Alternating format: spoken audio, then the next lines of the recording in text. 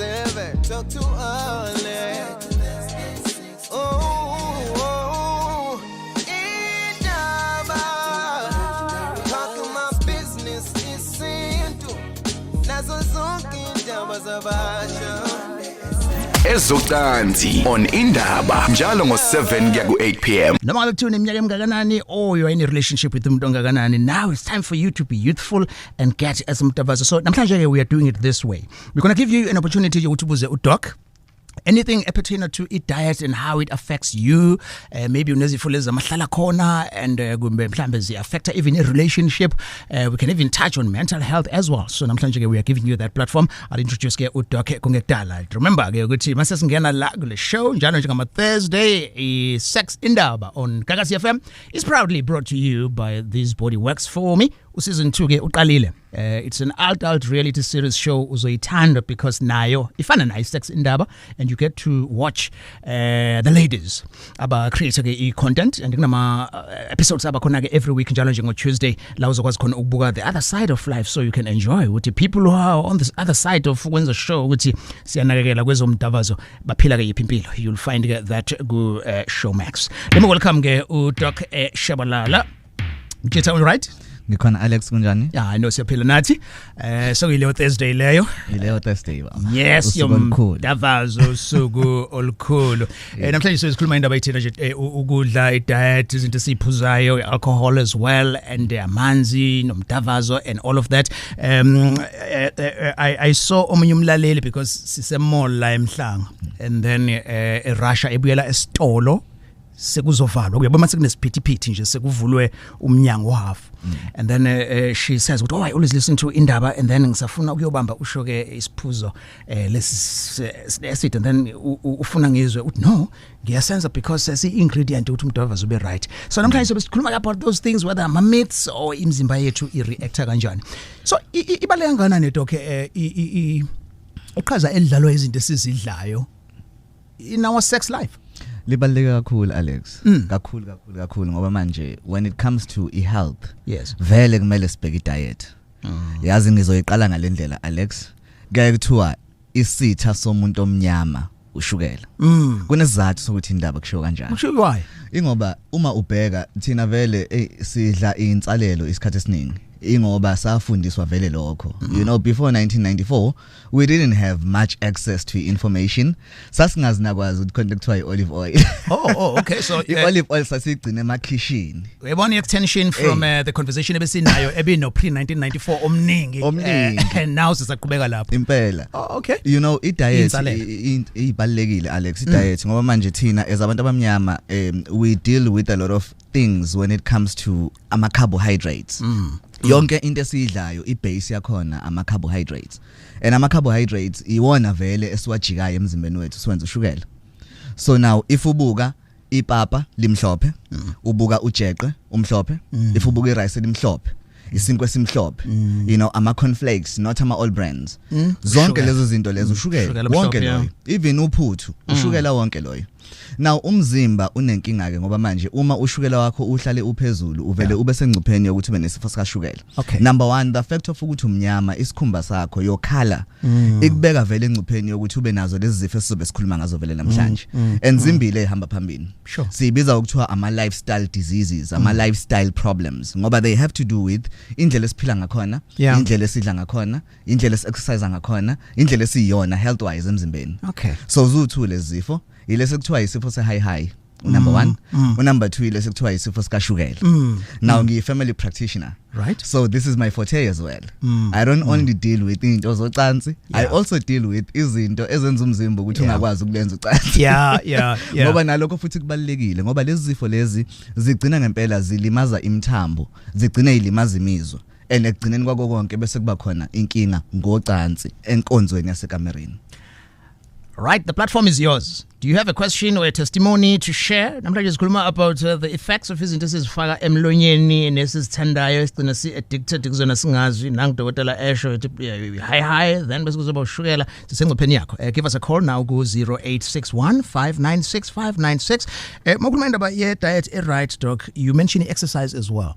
Generally it dismisswa ngokuthi kuthiwe well it's for abantu abanemali leyo. Angiwazi ukuthi ngakhokha membership engange weekly salary yami and then nalokho kudla kwakhona lawo ama veggie abiza and all that. So is it possible that I can kuleyo budget enginayo but still ngi-afford ukuthi ngale mali engispenda on junk food and nalokho okushoyo but ngithola ukulokulinganayo but okuzongcina ngiphila isikhathi eside? Definitely you can. Ngoba manje if usibuka i-diet sibuka vele ama-elements awu-3 that have to be balanced ukuze sithi okay fine healthy udla healthy. Now sibuka izinto eziwu-3. Number 1 bizwa kuthiwa ama-carbohydrates lokho esiqeda ukukhuluma ngakho ushukela i-glucose. Number 2 amafutha lokho ekuthiwa i-fat. Now futhi amafutha ahlukene ngoba sibuka i-cholesterol uma sibuka i-health yomuntu. Sibuka i-cholesterol le enhle ne-cholesterol embi. So kuba khona ukuthi uma unomkhaba for instance i-cholesterol embi iyona le ethanda ukuzinza khona emkhabeni. Ingakho ngiyaye ngihlale ngithi khona umkhaba akusiwona umcebo. Umkhaba into esilidela ekufeni thina abantu abamnyama kalula ngoba ukuzinza ke-cholesterol emkhabeni kwenza ukuthi igazi nalo lishube ngendlela thizeni lingakwazi ukuhamba kahle emthanjeni bese imthambo yalimala bese yavaleka. Sure. Lo wesithathu into ekuthiwa ama-protein. Ama-protein into esiyithola enyameni. Inyama ebomvu siyawathola ama-protein. Inyama emhlophe siyawathola ama-protein. So kumele kube balanced lokho ukuze umzimba wakho ukwazi ukuthi uphile. Ngoba remember yonke into esiyenza emzimbeni ultimately the whole point of ukuphila ukuphefumula Alex ukuphila is to create into ekuthiwa i-ATP, adenotriphosphate, which is the basic energy element umzimba oyidingayo ukuze uqhubeke uphile. Ukuze inhliziyo iqhubeke ishaye udinga ATP. Ukuze ukwazi ukuwalka udinga ATP. So that's a form of energy etholakala kuzo zonke lezi zinto eziwu-3 engiyishoyo in terms of i-diet. Ngoba siyayiclassify i-diet according to ukuthi what do you need and kumele ibe balance kangakanani ukuze ukwazi ukuthola ATP enough. Now lento exercise ibalekile because physical activity will actually make you ukuthi ukwazi ukutilize your glucose, ukwazi ukuyisebenzisa ukuze ukwazi ukwenza ATP. Kungabe ukuthi ihlezi iphezulu ngasonke isikhathi. Ingakho seke sithi diet ihambisana nayo exercise. You're listening to Indaba. A reminder, this show is not suitable for Ingane, and you can call us 0861 596 596. Any other matter, athinta umdavazo, athinta my relationships, intimacy and all that jazz, this is your home. It's on Kakasi FM every Thursday from 7 to 8. I'm with Dokotela Ushabalala, and I'm Alex Mthiyane. The show itola kwi app Kakasi FM, and then kwi YouTube channel ya Kakasi as well. 0861 596 596. The fizzy drinks, doc, ikona ngempela i-proof yokuthi ifaka abantu ivavavum whether abantu besifazane or ibaniki opposite yalokho. Kwakhona lento ayidumile angeke ngize ngilisho igama la product brand leyo.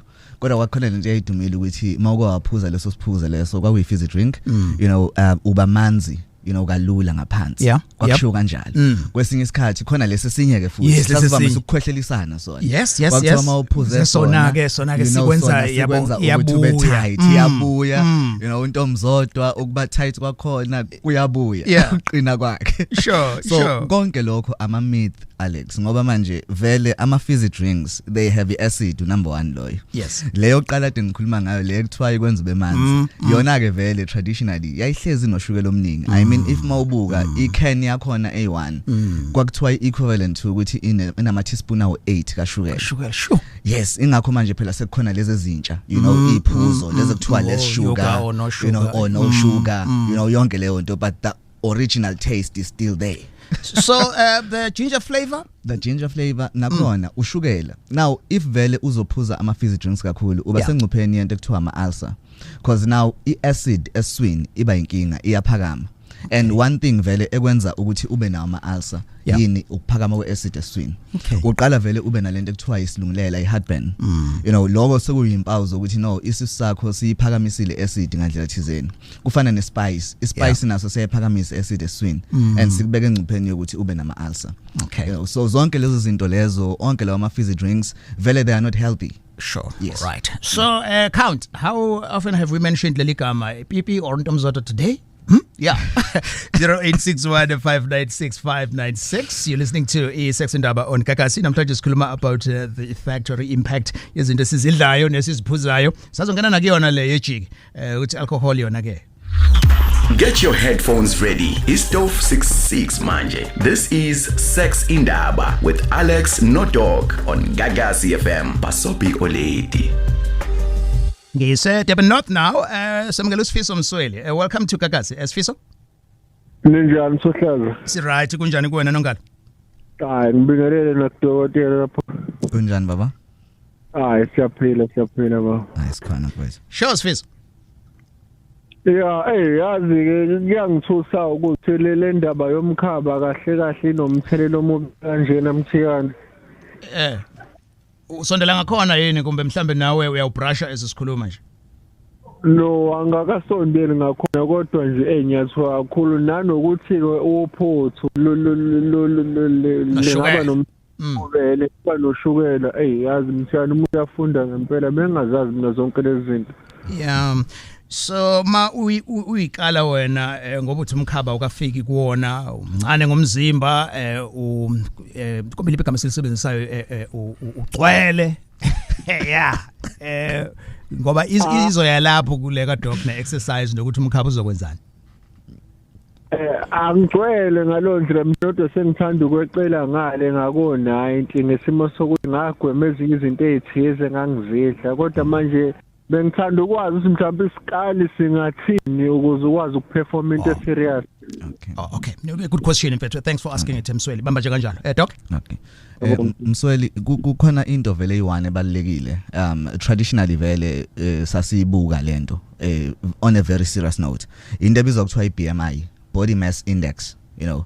So iBMI siyakwazi ukuyibala, siyakwazi ukuyicalculate ngokuthi sithathe iweight yakho, sithathe neheight yakho, bese siyakwazi ukuthi siyibale ngeformula yakhona. Now isibalo sakhona akumele sindlule ku25. So once waba neBMI above u25, then lapho sekuthiwa you are obese, you are overweight. Now ukuba overweight keke in our days kubuka ngenye indlela ngoba ukuba overweight kukhona iobesity egeneral ukuthi umzimba uzokhuluphala wonke bese kuba khona lento ekuthiwa mental obesity la ozoba khona neweight enkulu emkhabeni kwi-abdominal girth yakho ne so uyabona ke leyo weight gain leyo mkhaba iyona ke le ethanda ukubanzinyana ngoba manje ikulethela amafutha amabi mabili amafutha abizwa kuthiwa icholesterol into ekuthiwa i low density lipoprotein bese kuthiwa i high density lipoprotein sidinga i LDL lento ekuthiwa i low density lipoprotein icindezeleke bese i HDL i high density lipoprotein iphakame so kumkhaba kuhlala kuzinza le embi. Okay, so kushuthi amafutha amahle namafutha amabi. Now ngizomnikeza umzekelo khona ezongizwa angiunderstand kalula. If uzothatha amapipe amabili, ufake amanzi ngalakulele lodwa, ufake umdokwe kulele linye. Iliphi elizoflowa kanconywana ipipe? Sifiso? Hayi lamanzi lokho. So amanzi wona awashubile amanzi anento ekuthiwa ilaminar flow. So amanzi aflowa in a smooth way epipini whereas umdokwe uzobambeka and uzoshuba so uma unamafutha aphakeme egazini ashubisa igazi bese igazi liba ngazathi umdokwe bese alibe lisaflowa kahle emthanjeni bese liyavaleka bese licindezela imthambo bese lilimaza imthambo. Okay, and then kulimala imthambo nalomthambo yalapha ke ezansi kumnumzane kwenzeka into efanayo exactly ngoba phela umnumzane naye usebenza ngemthambo usebenza nemizwa. Sure Sifiso siyabonga awiqaphele mfethu and then ubuye usifonele ke next week sibone le diet ingashintshwa kanjani. Ngiyathokoza kakhulu Mthiyane okusho sekuyosebenza uchatho nekhuthazi ngoba Yeah, waqala uvilapha. Ungaqala. Konaka. Sure. Sizukudaba nothi kusifiso. You're listening to Indaba eGagasini Sex Indaba njalo njengo Thursday ngo7. So namhlanje conversation yethu is about izinto esizidlayo nomthelela wazo lapha yakumdavazo. Nezinto esiziphuzayo as well. Nezinto esingazenzi udokotela usazosithatha through. Usasitshelile ke ukuthi izinto eziyingozi, ushukela kuzoba blood pressure and then wasitshela nani ukuthi amafutha amabi namahle lawa amabi ahlala eswini. So you can catch up in what you may have missed ukuthi uye kwi-app lohlelo lihlala ke khona kwi-Gagasi FM app. You're listening to Indaba eGagasini. Siyaqhubeka. Lehlelo is not suitable for ingane. I'm with Doc Shabalala waseGagasini and you are on Gagasi Sex Indaba sikhuluma nje ezomdabazo and nanokudla esikudlayo nezinto esiziphuzayo. Ngithatha ke Patrick Khumalo now eMtuba. Ukwindaba eGagasini Patrick. Baba Mthiyane liyaphila nomhlonipha. Sikhona baba unjani? Siyaphila. Siyaphila kakhulu bafowethu. Ngomfishane ngisemtuba. Uyazi inkinga la umuntu ahlangabezana nayo mhlawumbe umuntu usela ko age of 54 years. Uyabona ukuthi induku ikiwe mhlawumbe uphakathi into enjani njalo nokuthi mhlawumbe kwenzeka iqine kube right kahle kodwa uthola ukuthi uma uke washaya one nje noma ukahle all right sithatha isikhathi ukuthi iphinde iphakame indaba ngasizakala kanjani noma yini umuntu angayenza ukuze mhlawumbe ehlele active ngoba kubalekile ukuthi uma uye grounded uhlezi ukahle. Kahle nje iyayitshela mase kufanele ukuthi isebenze then bisithi uyangibona mina. Yazi Mthiyane man yazi induku iyicasula kabi kwesikhathi ngoba umuntu akakagugi kangako. Yeah.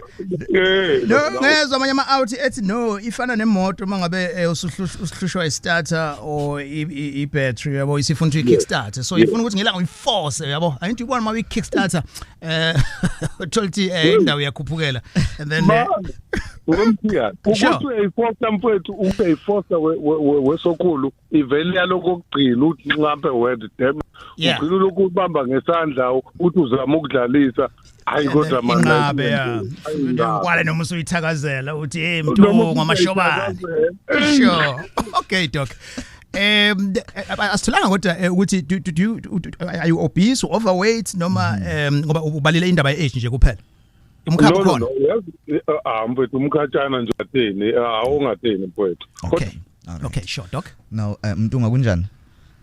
Ngiyaphila Yes, lalela ke baba. Now asikhulume ngeminyaka kuqala yazozokuhlekisa.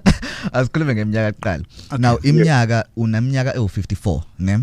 Now usu above the age of 40. So number 1, if usu above the age of 40 kumele sikucheck prostate. Angazi noma usuku ayichecka yini noma ukwazi uyicheck. So easy for check kodwa iyona into engifuna uyichecka recently. Okay. No ayikhinge baba siyakwazi ukuthi sikuhlelele siyicheck okay number 1 loyo number 2 ususondele kuyiminyaka ebucayi kakhulu 14 ezabantu besilisa now ngizonivezela iqiniso ke namhlanje ningathuki uma umuntu wesilisa once wafika eminyakeni u55 then usuku usenkingeni ngoba lezi zifo eziwu2 engikhuluma ngazo ehamba phambili ihigh noshukela ziyaqala thina ziyaslimaza now zibizwa ukuthiwa ama silent killers azivezi immediately zithatha isikhathi ukuthi ziveze now ubuka ke ngoba kubantu besifazane zona zibaphatha uma sebengaphezulu kweminyaka u65 so bona bana 10 years ahead of us thina zisiphatha 10 years earlier yabo kanti traditionally uyakhumbula into ekuthiwa i-high isifo sikashukela kwakuthiwa hayi izifo zogogo lezo kanti zisibamba kalula ke thina ezabantu besilisa zisibamba sisabancane kunabantu besifazane so ususondele kule minyaka u55 so kahle kumele senze i-screening yayo yonke into yakho sikubheke sixilonge sibheke ukuthi zikhona yini izifo ezinomthelela kuloko sekwenzakala njengamanje ngoba akusinto kade yenzakala ngaphambilini sekukhona ukushintsha okukhona kuwena now uqala komkhaba ungakuthathi kancane okathi ngoba nakho umkhaba usayiputsununu samncanyana bosuthi I know sa right benginja kaSathane afundi ukucela manje alright uzogcina ungayiboni impahla umkhaba mawukhukhumala phela mawukhula ugcina uvimba nanokuthi uzuyibone noma ngathi uyinduku ivukile uyibisabonakala kodwa ke singalungisa khulileka baba asikubone sicilonge senze screening senze sure ukuthi izifo unazo and then ke bese siyabheka ukuthi ikhona into ekuthiwa i-erectile dysfunction ngoba mawukhala ukuthi induku ayisaqini ayisenzi kahle then i-erectile dysfunction leyo ichazile Oh ngiyakuzwa. Okay, All right, sure. no ngiyanelisa but Mthiyane ngakwazi ukumkhuluma naye eceleni yini engayenza ukuze ngikhulume naye eceleni nje mhlambe. No, it's okay. Umphathi wami Mr. Nzuza uzokufacilitator lokho. Don't worry. He's listening to you right now, and then he. Should I keep on hanging? Thanks, Mashobani. All right. Okay, Makoba. All right. No, it's all right. All right. Sure. Nginane Facebook page by the way, it's Indaba with Alex, so I recognize ama comments akhona amanye awabethintana le diet question ibuzo usifiso but imibuzo ke lokhu ivela ladies ubani ophethe ikhaya. All right, so let's find out ukuthi kunama rules yini before the game. You're listening to Indaba Sex Indaba namhlanje sikhuluma about ukudla nento esiphazamisa kuyona masesiya emdavazweni or impilo nje in general. So inamba ke 0861596596 sengithatha ke usithenjwa kwala eMarisburg. Windaba sithenjwa? Sanibona kunjani mfowethu? Sure. Unayibonga imbili. Yes. Igama elisithazela. Oh, ngiyibona lezo ibongo lezo. Uthi isibongo kanti isithakazelo. Sure mfethu sikhuluma indaba yokudla lana nomdavazo. Ithini question? Yeah, but quick one man. Ngizudokotela ekhuluma indaba yokuthi lokudla kumhlophe ikona okusikuthalisa kakhulu. Kodwa nje into engifuna ukuyicheck kakhulu la ile yokuthi mina nginomzimba othanda ukuba mkhulu but ngiyathanda ukujima kakhulu and ngine team engijima nayo. Kunabantu abancane othola ukuthi udla yonke into, udla noma yini kodwa umzimba wakhe nje remain the same. Uyaphu abanye baze bayaphuza kodwa nje umzimba wabo. Oh, so okay. So mawusho kuncane not ngeage ngomzimba. Ngomzimba. Kodwa manje badla ama fat, badla ijunk, baphuza yonke into. Manje le nto iyakuwarisha kufanele mfethu. Ukuthi ilawulwa yini kukhulunywa ngenda ngoba noma metabolism ukuthi mhlawumbe ukudla kuyena sesigayeka isebenza kanjani leyo lokhuza because uthola ukuthi mina njengomuntu ojimayo nje uma ngeke ngayeka mhlambe like 1 week ngibona umzimba ubuya masinyane umkhaya qala kodwa uthola mhlambe na uphumula inyanga yonke ubuye seyislenda nje njalo. So how does that work? Isystem isebenza kanjani? All right, imake kwala doc Kwala ubani wakutshena ngegama elithi metabolism? Ubani wakuhlebela ngaleli gama elithi metabolism? Okay, ukudla phela uyafunda nesithanda indaba zempilo uyabuza ukuthi umuntu kwenza kanjani. Good baba, ngoba manje uzofundisa isizwe ngaloko uqeda ukubeka. Abantu ngabanye bahlukile. Kuba khona into ekuthiwa i-metabolic rate. Okay, i-metabolic rate kuya ngokuthi umzimba wakho uyimetabolize kanjani yonke into oyidlayo. Now njengoba bengishilo ukuthi i-metabolism sihlukanisa in terms of ukuthi ama products owadlayo imaphi wona, ama carbohydrates, ama fats nama proteins. So konke lokho it has to do with ukusebenza komzimba. Now abantu abane low metabolic rate they gain weight easily. Abantu abane high metabolic rate they don't gain weight easily. Now there's a very important thing emzimbeni ebizwa kuthiwa i-thyroid gland. Now i-thyroid gland iproduce lento ekuthiwa i-thyroid hormone. I-thyroid hormone iyona eyenza ukuthi i-control the rate of metabolism emzimbeni. So zikhona ezinye izifo for instance ekuthiwa i-hypothyroidism, meaning ukuthi i-thyroid yakho isebenzela phansi therefore umzimba wakho uzogaina kalula weight ngoba usebenzela phansi. Bese bakhona into ekuthiwa i-hyperthyroidism, nakhona futhi isifo leso esenza ukuthi umzimba usebenzele phezulu therefore ama products nalezi zinto oyidlayo uyigaya kalula, uyigaya faster. Now i-weight uyigain kalula noma ngathiwa udla ini. Ungawadla amafutha, you know, ungawayidla inyama, it doesn't really matter. But umzimba wakho wona uyigain weight ngenxa ye metabolic rate yakho ukuthi iphakeme. Asisho ukuthi ke lezo zifo lezo ayidingi treatment. Zikhona ezigcina seyiqinile bese idinga i-treatment. Zigcina ikhoza, you know, inkinga empilweni. So siyake sibuke kanjani indaba ye weight? Sure. Okay. There's any way ukuthi ungayithaka mhlambe yakhe metabolism ukuthi injani ngakanani. What do you have to do to what diet okufuna uyilandele? Interesting question. Definitely. I-diet is individualizer. I-diet is specific to each individual. Now kuya ngokuthi umuntu uyina idingayo, yini edinga ukuthi sibalansise and all of that. Mawukuthi mhlambe you are struggling to lose weight, we have to be able to assist you and help you. Mawukuthi umzimba wakho uphansi in terms of metabolism yakhona, siyakwazi nakhona ukwelekelela ukuthi sithi ukuphakamisa umzimba ukwazi ukumetabolize izinto a bit faster. But kumele sikubuke wena ngoba uyasho nawe ngokwakho ukuthi awusiyena umuntu omncane ngokomzimba, umuntu othanda ukuba mkhudlwanyana. so usengcupheni vele yezifo thizeni ekumele siyibheke ngaphambi kokuba sithi nje sifuna umzimba unciphe kuphela. Yes, okay. No, I'm happy. All right, no, sure mfethu, and ngiyajabula when you're happy. Yeah, no, so mfuna ngibona dietitian basically. Well, not necessarily dietitian ngoba ukuze ufinyelele kwi-dietitian kumele senze sure ukuthi awunawo ushukela ngoba mawunoshukela kuba khona into ekuthiwa i-diabetic diet. Mawune high kuba khona into specific to i-high yabo. Uma une cholesterol ephezulu kuba khona into specific to i-cholesterol ephezulu. So uqala kudokotela wenza amagazi wenza ucwaningo bese kuyima udokotela ebheka ukuthi uyayidinga yini dietitian or not. Okay. Try that mfethu. I hope uzosizakala. Ngi always encourage ukuthi for ulwazi usuku litholile ubuye usitshele back ukuthi ithini feedback. Sure.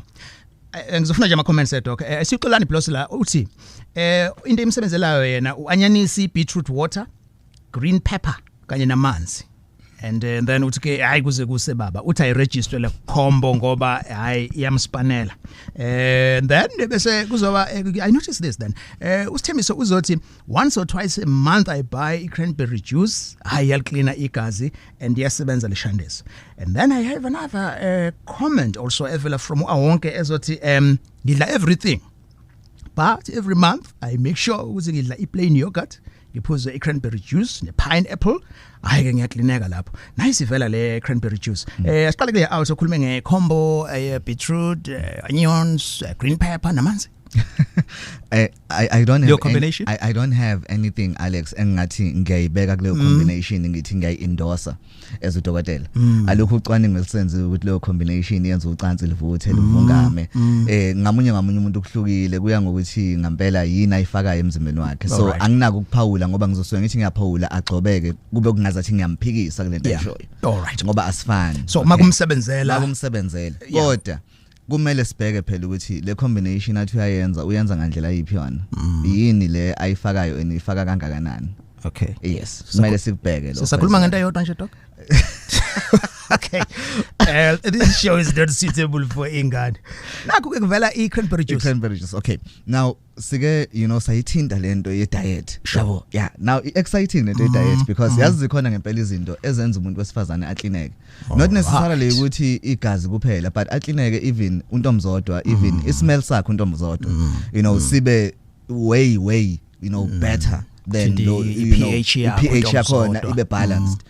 I-cranberry juice is one of all juice vela bahamba phambili when it comes to that because i-cranberry juice into yenzayo it mops up ama-toxins yawa cleaner iwa remove emzimbeni. So that's how basically it cleans. Asicaciseke doc ukuthi iphuzwa noma ifakwe ezantsi. Okay. Yaphuzwa. Please ungayifaki cranberry juice ezantsi. Then plain yogurt. Definitely plain yogurt nayo futhi it's been proven ukuthi improve i-health kantomzodwa improve even umnuka kantomzodwa uyayidla nayo uyifake ezantsi even umnuka kantomzodwa. Okay, say that uyayidla uphinde uyifake ezantsi. No, awuyifake ezantsi. Oh, okay. Awuyifake ezantsi. Ayifakwe ezantsi iyadliwa ngoba nakhona futhi if ubuka even i-whipped cream nakhona ngiyake ngithi umuntu mangim-advise ngimtshele nakumngozi bokuthi as much as kumnandi kukhona ubungozi bokufaka izinto lapha ezantsi whipped cream yogurt custard. Kodwa wake wathi wafaka ucustard wavele washunqa. Was it for smell or wayishaya? Ngicabanga ukuthi kwakuyi smell because we've had some stories ukuthi ukudla pineapple or into enephungela strong kuyenza ukuthi untomzodwa anuke kanjalo kwabanye abantu. Pineapple ilo cranberry juice bese kuba i-plain white yogurt. Okay. Lezo zinto lezo zihamba phambili in terms of ucwaningo esisalwenzile ekuthenini is improve health kantomzodwa. All right. Yawona indaba eGagasini khona namanye ama shows namatopic ahlukahlukene athinta umdavazo and intimacy nje in general. All right. Inamba 0861596596 ngikumpilo nawo ngwane eMayville eThekwini. Ukuyigagasi empilo? Mthiyane. It's right bafo uzoyivala iradio ngithi. Sorry? Iradio yakho uzoyivalile. Yebo bona. All right. Siyabonga. Usegagasini mfethu. Ithini question yakho noma mhlambe i-comment kulento esikhuluma ngayo? No, bengibuza ukuthi ngoba manje ubhuti wakhuluma ngokudla like and ngomuntu ongalidli i-rice. No sisangilidli ngoba lengigulisa angilithandi.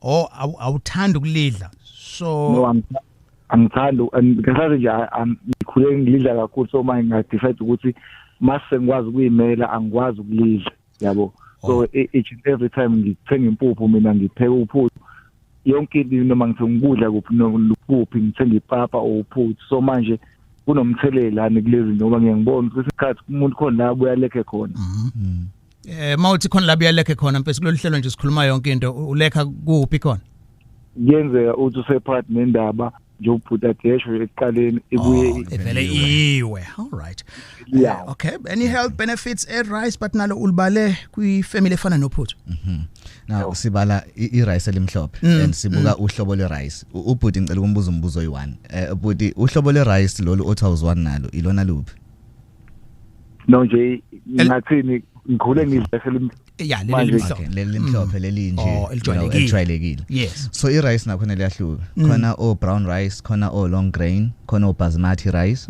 so it depends uma ethi yena akalithanda irice usazame uhlobo olulodwa le rice olumhlophe zikhona ezinye inhlobo ezi even healthier than lolo lumhlophe ngoba lolo lumhlophe leli rice elimhlophe alihlukile nophuthu ngoba line starch anything that has a starch inoshukela so irice elimhlophe uphuthu ujeqe lokade ngikubalile eqaleni bengingakubaliswa ukuthi ngithi kubi no sikhule ngakho ezabantu abamnyama but inkinga manje kunoshukela ngoba kune starch kunama carbohydrates amaningi so the fact of ukuthi uthawulidla irice elimhlophe but ugcila kakhulu ophuthwini still usayifaka kuma carbohydrates usayifaka kwi starch okay webamba ke le mfethu ye rice ababo yeah ukuthi zikhona ezinye inhlobo ze rice mhlambe el brown kanje khona brown rice ikhona basmati rice so zikhona ezinye inhlobo ze rice ongayizama okay no hayi ngiyanezisa shithi mangisadla uphuthu kuyafana ukuthi ngidle rice akuhlukile baba ngoba into efanayo in terms of element yakhona i starch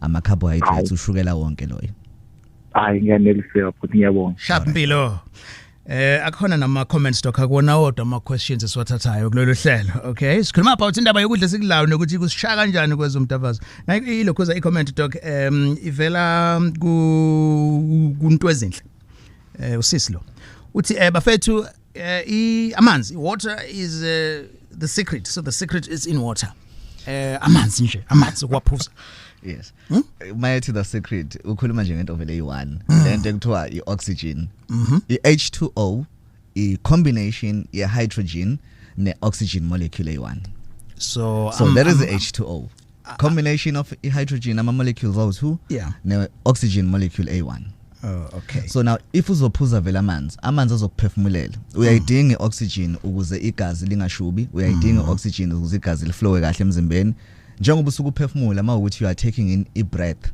usuku ufake oxygen mawuphefumula out usuku khipha lento ekuthiwa carbon dioxide which is a waste product of lento esikhuluma ngayo ekuthiwa metabolism so vele amanzi wona definitely abalekile ingakho nama ngithi Alex nginamanzi ami engiwaphehla mina engiwafaka mina oxygen ekuthiwa it's ozonated water ayimpilo lawo manzi ayakuphefumulela the more waphuza the more phuma these oxygen molecules the more enikeza impilo emzimbeni sure Indaba egagaseni I have a comment evela la ku Teko Ngwenya ezothi food cannot affect your sexual health wasefaka ke unever ekugcineni asithi ujika kancane nje doc ngifuna nje uyi-accommodate le ngoba ngiyabona ukuthi iyavela even nakwamanye ama topics khona iawuthi la ezothi ngiyacela ukuthi nginyilanga ke nenze i-topic on why women watch ama porn privately but deny if usibuza izathu my girlfriend ushaya indlu yabo esiqopheleni eliphezulu and then ke uyabona bungasubone inqwaba yama comments be respond ke to this amanye amajita nawo share ama experiences akhona ukuthi hey nakumina into efanayo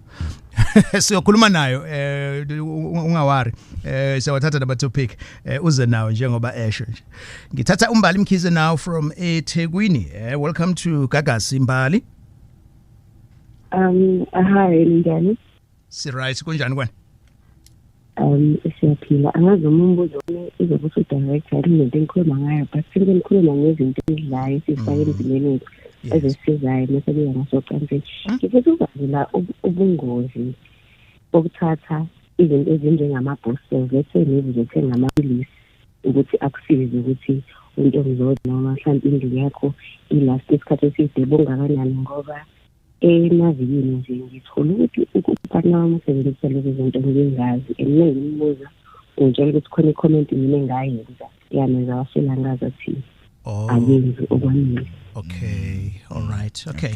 Doc? So angithi yabona Alex sesiyayindlala ke impela uyasivulela untokazi inkundla. Yes. Le comment nje oqeda kuyifunda leyo ukuthi abantu babo bathanda ucansi kakhulu in terms of ukuzenelisa bona. Bayahambela bayebukela ucansi phone esayidini bese yazenelisa. Uyambona even now untokazi ukuthi washo nje i-comment eyodwa. Yavele yalimaza ubudoda bukabhuti. Sengazathi manje uthe ubhuti uyafeyila. Now ubhuti usethi ngesizathu sokuthi wathi wena kimi ingakho ngisebenzisa ikhuthazi kanti no amanga lawo thina ezabantu besisa ntokazi siyake sihlale emakhonini sitshenana amanga sithi ikhuthazi ziyasisiza ikhuthazi nomcimbi ntokazi yazi yabo lezi zinto ezibizwa angeke ngobiza amagama khona kodwa nje lezi ezikhuthaza ezenza induku ukuthi iqine ngokweqile ziba inkinga lezi zinto lezo ngoba ziblockisa igazi ukuthi lingaphumi ngesikhathi la kumele liphume khona bese kuba inkinga induku iqalile imali if ungambuza impela ubhuti uyakabe nazo even inhlungu ngoba even nawe uyakathatha isikhathi eside engaphezulu kwakho engasaqedi nawe kuthola ukuthi usugcina usubhoreka even ukubhoreka ngesizathu sokuthi usebenzise usukusulimala nawe wena usufike mhlambe kabili kathathu kuvutha indaba usuke seyenzile into wena ezokwenza ukuthi wanele kodwa manje ngesizathu sokuthi uyithathile ikhuthazi kuzomele vele yena aqhubeka aze afike kuvutha indaba and kuyaye kuthatha even 2 hours ukuthi umuntu wesilisa odle ikhuthazi afike kuvutha indaba. Okay. So kuyinkinga kwena kuyaqaleka kulimaza lokho so definitely yes bukhona umncuphe and bukhona umngozi intokazi ingakho ngingazi ikhuthazi ikhuthazi sizokwenza kube topic wena Mbali mhlawumbe ungayiqala lento ngokuthi ungayiqali wena le conversation kube umane kube ukuthi nje nilalela igagasi next week Thursday and then if not nilaleli app together and then kuyebusu uyayithatha from there. Ngiyabonga kakhulu Alex. All right, siyabonga nathi. You're listening to Sex Indaba on Gagasi and it's brought to you by This Body Works. For me, seriously qhubeka ngama Tuesdays njalo nje. Bantu besifazane in South Africa njengombali nje abakwi adult entertainment industry ke kodwa letting us on ama dynamics ukuthi kunjani ukuentertainer ngale content but nabo there are people banama hustles banama careers banama relationships as well nayo ke i18 plus ulimi yes it's not for abantu abancane season 2 lo oqhubekayo okhona kwi Show Max. Doc izinhlahla kancane you recommended the cranberry juice ne plain yogurt right? Oh yes. For abantu besifazane. Yes. For amajita still? Okay izomenza njani mnumzana? Umnumzana ngeke menze lutho reload ngako ngaphandle nje ukuthi disappointing. No angeke menze lutho Alex ngoba thina sinenhlanhla zabantu besilisa ngoba manje umnumzane ungaphandle komzimba awufihlekile ungaphandle komzimba so uklineka kalula inkununu iklineka kalula ikakhulukazi uma kuukuthi usokile so sihlukile kunabantu besifazane izinto ezivamise ukusebenzela abantu besifazane angeke zisebenzele ngendlela efanayo thina ezabantu besilisa uma sekuya entweni yokuthi inkonzo yasekamereni untomzodwa ismell sakhe si-affectwa yini ngoba even i-pH yethu ihlukile kunabantu besifazane. Okay. Yes. Sure. NgikuMxo Dlamini Nambethi sure Mxo. Njani Mthiyane? Siyaphila mfethu angithi wena usibamba ku 107.9. Ya yithi la impela. Hayi Mthiyane siyabingelela kuwe no-DOC. Mina into enjengayo ukuthi ngizani zophawula ne. Yes. Into engiphawula ngayo is but i-coffee mawuphuza into kwenza inhliziyo iqanuzele ne. But yet it makes wonders masekuzo ekamereni like kumdavazi mhlambe mawazithola ngenkomishi ye-coffee before uyodavaza mfithayi u1 so bengifisa ukwazi ukudokotela ukuthi how true is that? You've heard it before. In fact, nakuma comments nje hambe lapha kwi page Facebook bayakusho doc. Okay.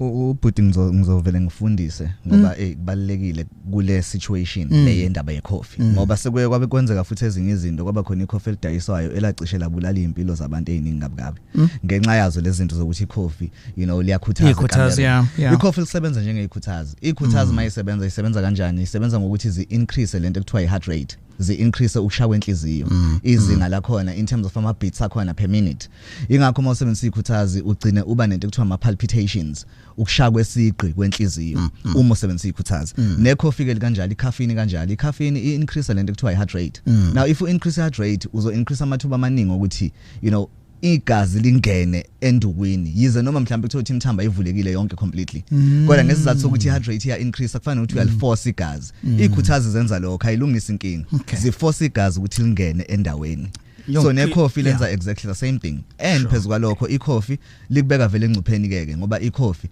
liyinkinga lingakushayisa ngenhliziyo you know usengcupheni yokuthi ube nama heart problems usengcupheni yokuthi ube ne high usengcupheni yokuthi ube nenkinga mawusebenzisa icoffee isikhathi esiningi coffee yaphenduleka mxo hayi ngiyaphenduleka sure vet sharp ithi ngithatha ke nanguSiphembo kazi respect Siphe welcome to Gagazi hey njani Alex hayi si right mfethu namhlanje kwi-Indaba eGagasini besikhuluma nje ngendaba yokudla nokuphuza ukuthi kusithinta kanjani lapha ezansi sure ungaqhubeka Siphe sikulalela hayi ngizama ukuchecka la ngiyabuka mhlambe nami ngoba ngisimanyana nje esawo lomkhaba ekukhalwa ngawo ukuthi hayi unako ukungiphazamisa lokho kwangempela kodwa manje ngizama ukuchecka la kuDoc ngoba ngiyabuka impela ukuthi umuntu usenako ukufixa imeshi ingakadlalwa uthola ukuthi useyi6 nje impela ukuthi in the long run kuzongishaya ngani ngoba ngidala kakhulu ngisalako close to 40 okay Umkhaba later on definitely now ubhuti usengcupheni vele already and ekuthiwa metabolic syndrome so i-metabolic syndrome it's a cluster of zonke lezi zifo esesikhulume ngazo ushukela high